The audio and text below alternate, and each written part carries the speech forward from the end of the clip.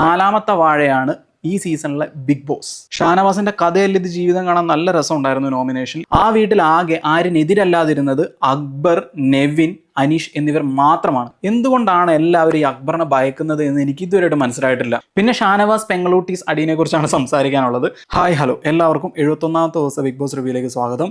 Weekend episode കഴിഞ്ഞിട്ട് അന്നത്തെ രാത്രി തന്നെ ഷാനവാസിനെ വെളുപ്പിക്കാൻ വേണ്ടിയിട്ട് ആദിനെ വിളിച്ചു വരുത്തി സംസാരിക്കുന്നുണ്ട്. നിങ്ങൾ പതിവ് വരുത്താൻ വേണ്ടി മെയിൽ ഷോവനിസ്റ്റ് എന്നുള്ള വാക്ക് ഉപയോഗിച്ച് സംസാരിച്ചു, അത് ഏറി പോവുകയല്ലേ, നിങ്ങൾ 1 മാസം കൂടെ കഴിഞ്ഞിട്ട് സംസാരിച്ചോളൂ എന്നൊക്കെയാണ് ഷാനവാസ് പറയുന്നത്.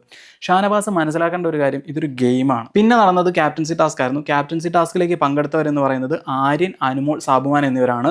നല്ല ഫൺ ടാസ്ക് ആയിരുന്നു. പക്ഷെ അവർ സീരിയസ് ആക്കി കുളമാക്കേണ്ടടുത്ത് നമ്മുടെ നെവിൻ വരികയും നെവിൻ കുറച്ചും കൂടെ ലൈവാക്കി ആ ടാസ്കിനെ മാറ്റുകയും ചെയ്തിട്ടുണ്ടായിരുന്നു. പോകെ പോകെ ഫൺ വിട്ടിട്ട് ചളിയായി മാറി. ഇപ്പോൾ ബിഗ് ബോസ് തന്നെ അനൗൺസ് ചെയ്തിട്ട് ക്യാപ്റ്റനോട് ഇടപെടാൻ പറയുകയും അങ്ങനെ നെവിൻ മാറിപ്പോവുകയാണ് ചെയ്തത്. പിന്നെ നടന്നത് നോമിനേഷനാണ്. ഷാനവാസിന്റെ കാര്യം എടുത്തു പറയാതെ വയ്യ. കാര്യം എന്താണെന്ന് വെച്ചിട്ടുണ്ടെങ്കിൽ സാധാരണ വീട്ടിലുള്ളവരെയാണ് കൺവിൻസ് ചെയ്യാൻ ഷാനവാസ് ശ്രമിച്ചുകൊണ്ടിരുന്നത്.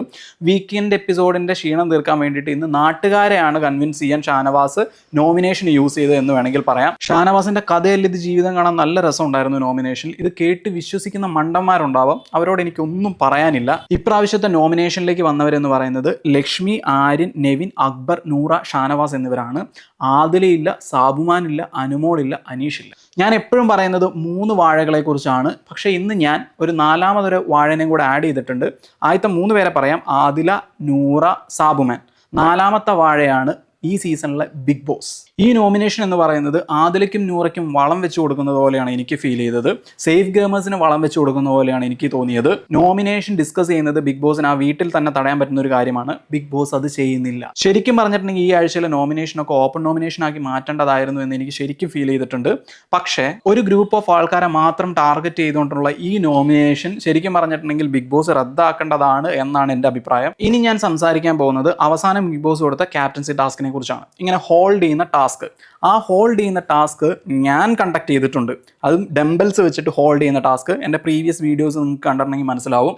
അത് ഹോൾഡ് ചെയ്യേണ്ട പൊസിഷൻ എന്ന് പറയുന്നത് ഈ കൈ ഇവിടെ മുട്ടുമടക്കാതെയാണ്. ശരിക്കും പറഞ്ഞാൽ സാബുമാൻ അവിടെ മുട്ടുമടക്കിയിട്ടുണ്ടായിരുന്നു. ആര്യനാണ് പിന്നെയും ഹോൾഡ് ചെയ്തത്. അനുമോൾ ആദ്യം തന്നെ പോയി. പക്ഷെ അനുമോളെ കുറേ നേരം സപ്പോർട്ട് ചെയ്യാൻ നമ്മുടെ ആദില ശ്രമിച്ചിട്ടുണ്ടായിരുന്നു. അതിനുശേഷം ആ റോപ്പ് താഴെ വീണപ്പം മറ്റേ കൈ കൊണ്ട് ആര്യൻ അത് ഹോൾഡ് ചെയ്യാൻ പറ്റില്ല എന്ന് ആദിൽ ഏത് വകയിലാണ് പറയുന്നത്. ആ വീട്ടിൽ ആകെ ആര്യനെതിരല്ലാതിരുന്നത് അക്ബർ, നെവിൻ, അനീഷ് എന്നിവർ മാത്രമാണ്. ബാക്കി എല്ലാവരും സാബുമാനെയാണ് സപ്പോർട്ട് ചെയ്തത്.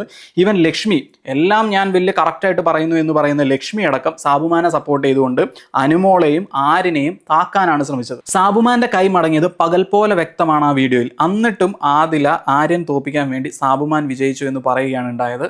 ഇനി എനിക്ക് പറയാനുള്ള അക്ബറെ കുറിച്ചാണ്. എന്തുകൊണ്ടാണ് എല്ലാവരും ഈ അക്ബറിനെ ഭയക്കുന്നത് എന്ന് എനിക്ക് ഇതുവരെയായിട്ട് മനസ്സിലായിട്ടില്ല. ഷാനവാസിന് ഭയം, ആദിലയ്ക്ക് ഭയം, നൂറയ്ക്ക് ഭയം, ലക്ഷ്മിക്കാണെങ്കിൽ കണ്ണെടുത്താൽ കണ്ടുകൂടാ. എന്തുകൊണ്ട്?